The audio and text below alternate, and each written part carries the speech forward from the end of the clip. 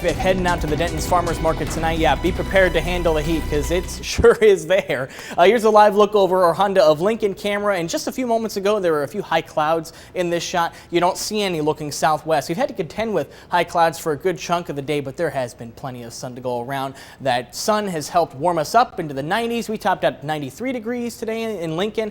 We're at 89 degrees right now, 93 in Wahoo, 94 in Omaha. So a mix of upper 80s and low 90s. We're at 88 degrees in Hastings, 90 degrees the current temperature in Grand Island and Kearney.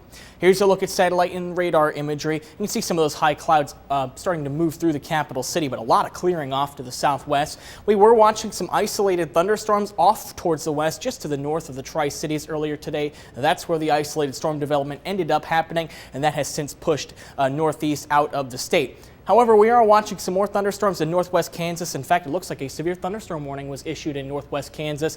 We're also watching some cumulus clouds developing in the southwest corner of the state out towards McCook. So it's possible that one of these may blossom into a thunderstorm. And Stormcast does suggest this being a possibility. And some of those could approach the Tri-Cities this evening. I don't think Lincoln is going to see any of this thunderstorm activity. However, in the wake of this thunderstorm activity out farther to the west, that could leave behind some cloud cover for the overnight hours. Ultimately, how much clouds we see in Lincoln is going to be a function of how widespread the thunderstorms are out to the west. I think they'll be isolated to scattered in nature. So we're forecasting mostly clear to partly cloudy skies for the overnight hours. So I do think there will be some clouds that we will have to contend with. 70 degrees our forecast low for tonight. This is about 20 degrees above average as our average low for this time of year. It's right around 49 degrees. Picking up Stormcast early tomorrow morning, we have a storm system approaching, so I'm keeping clouds in the forecast. And as that storm system nears, a cold front's going to march through the state, and along it we could see a line of showers and thunderstorms developing as early as about 3 o'clock in the central part of the state. As we get towards 4 o'clock and beyond, the Tri-Cities could be seeing a line of showers and thunderstorms organizing, and this could be on the strong to severe side. I am thinking that the biggest concern with this is going to be damaging straight line winds. This will move off towards the east. You still see a lot of bright reds here, so out towards York and Seward, there is a chance to see a couple severe storms as well. This is showing the storms moving through at 10 o'clock, but ultimately the models are just split on when these storms move through. So this will be something to keep an eye on for Lincoln. I think anytime past 8 o'clock is fair game.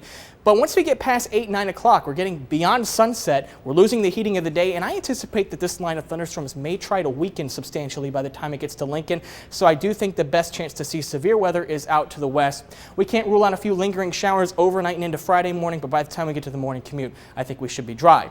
So 94 degrees for your Thursday, some evening storms. It's hot, windy, and humid. We could be dealing with a few gusts upwards of 40 miles per hour. But after that line of storms passes late Thursday night and Friday morning, check out the high on Friday, 82 degrees. It's slightly cooler, 81 degrees on Saturday, and I think the majority of the day on Saturday will be dry, but Saturday evening and going into the overnight hours, that's when a few spotty showers become possible. Small rain chance. Keeping things in the 70s going into early next week, a few isolated shower chances there. Again, small rain chances on those days where you see isolated. Not everybody will see the precipitation. All right.